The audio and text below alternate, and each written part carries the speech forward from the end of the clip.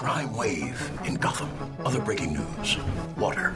Wet. Coming up, more problems for a troubled earthquake. Yep, We're having an earthquake. Breaking into homes and tickling people. Fans quickly trashed his pantsless look on social media. Also, in other news, The whistles go woo! He was murdered and then set on fire while celebrating his birthday. He's on the lean and the model. I said, oh, Lord Jesus, it's a fire. He thought the car was a spaceship and that the driver was an alien. He lost his life savings, $2,600, and all he has to show for it is this stuffed banana with dreadlocks.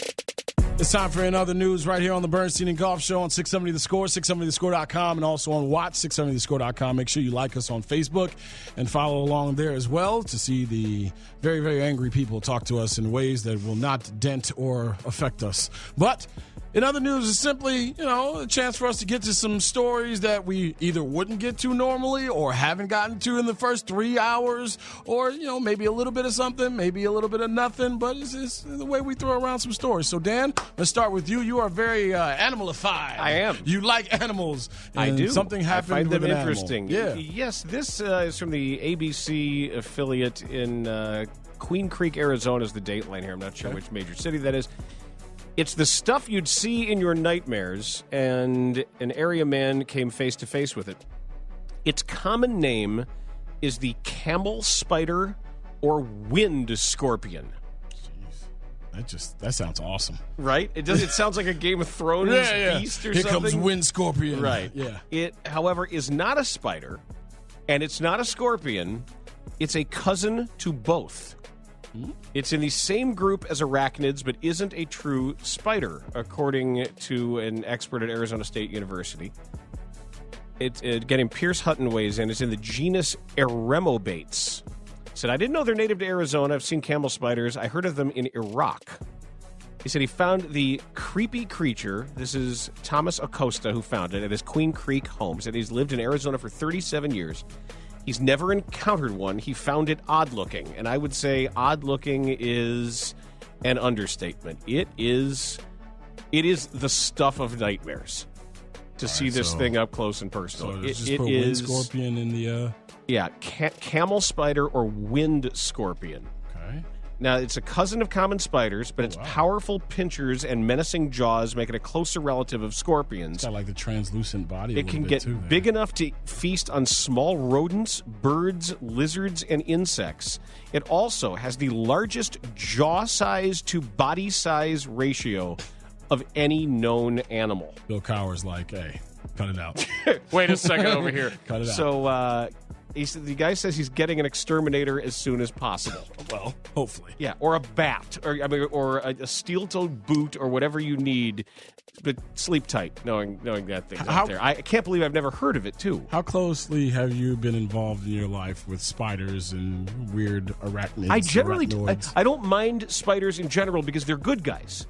Spiders trap mosquitoes and flies, and generally I don't have, unless they're in my house, I don't really have a problem with them. It's when you run across, a black widow or a brown recluse or something like that you I'll worry. never forget one Belizean trip that I was probably like 92, so I was like 12 years old. My granny Viola Keefe.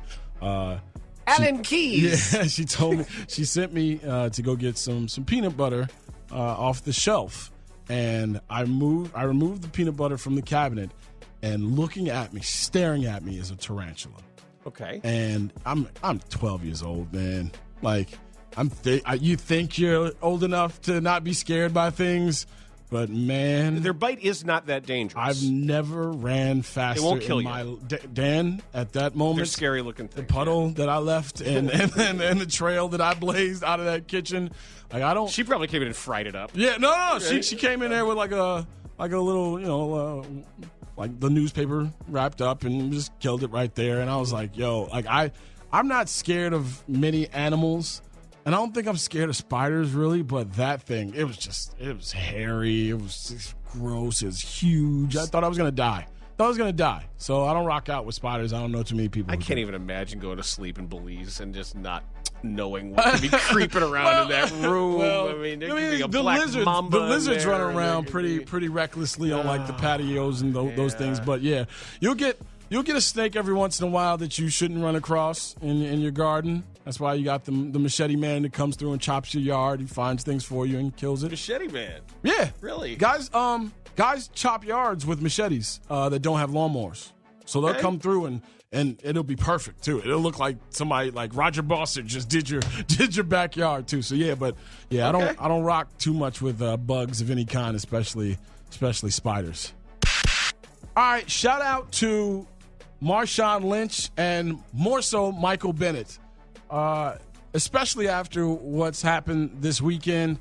People standing for something, and in this case, sitting for something because of the mistreatment or the personal gain and interests of people who are bad people, the white nationalists and the white supremacists of this world.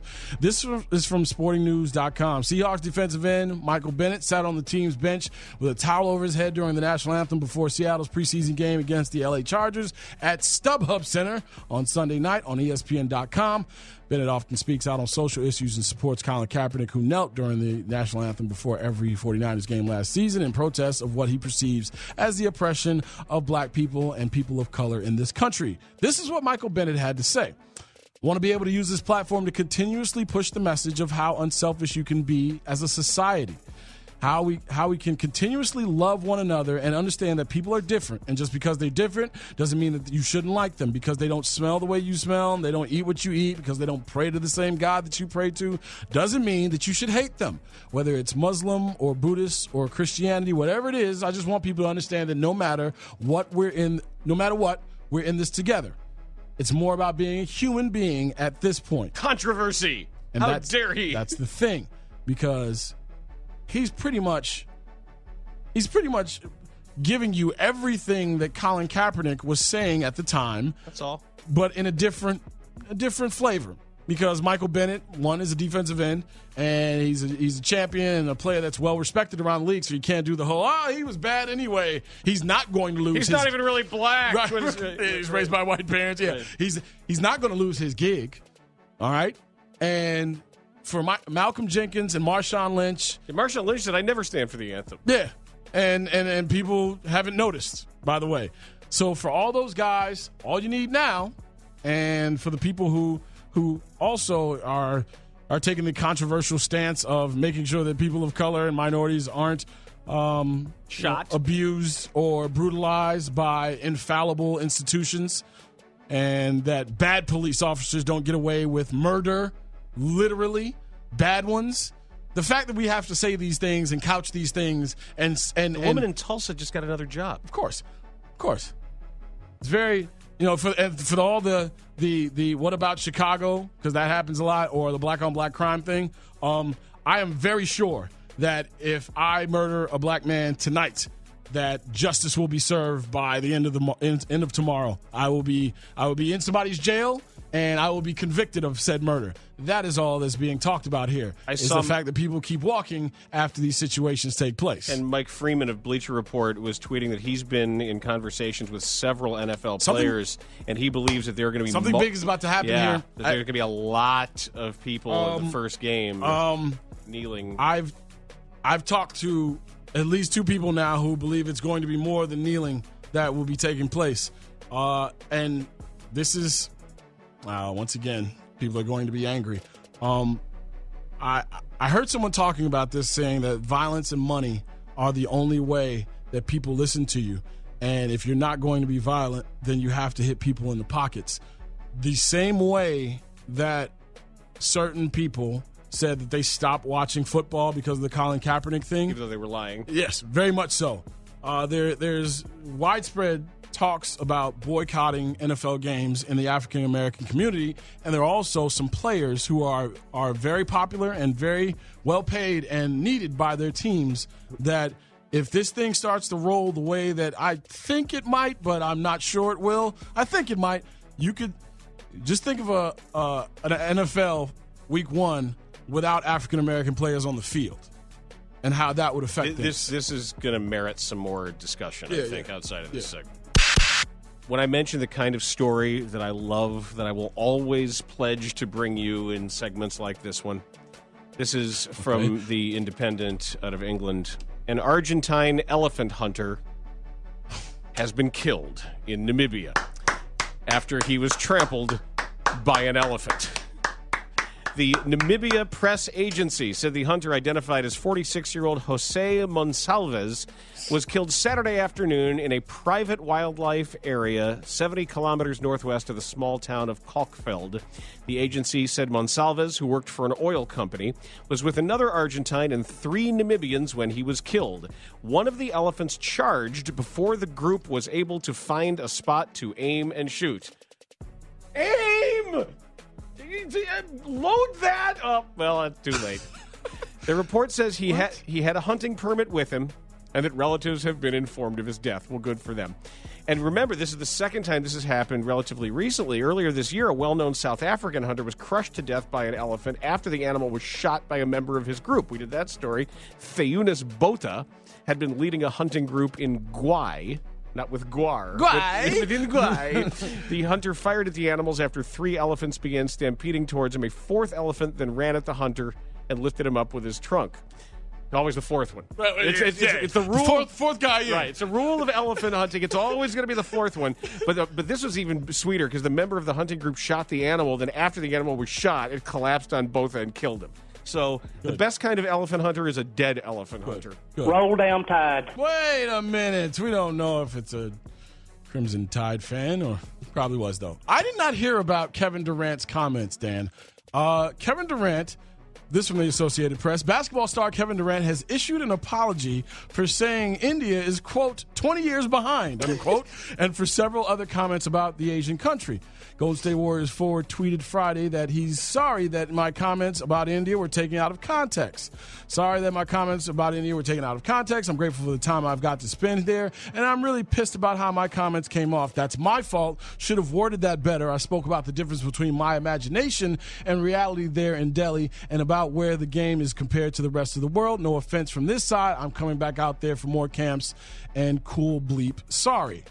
Durant said he plans to return to India, of course, but this is what he said. In the interview, Durant marveled as the, quote, cows in the street, monkeys running around everywhere, hundreds of people on the side of the road, unquote, and visible poverty. It's a country that's 20 years behind in terms of knowledge and experience. That's going to get you every time. Well, see, that's not true. But yes, they have rampant poverty, and the reason why cows are in the streets is because cows are sacred in no doubt. Hinduism. Sacred animals. He had expected the monument to be, quote, holy ground, super protected, very, very clean, but instead, as he drove up, it reminded him of places where he grew up near Washington, D.C., he said. Mud in the middle of the street, houses were not finished, but there were people living in them, no doors, no windows, stray dogs, and then boom, Taj Mahal, one of the 7 wonders of the world. I'd like to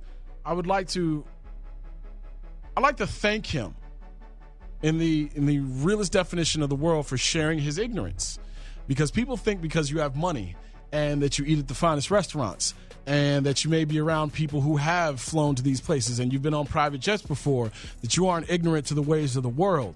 Real poverty is scary. Do you see the Jameis Winston stuff on Hard Knocks? Real poverty will make you cringe.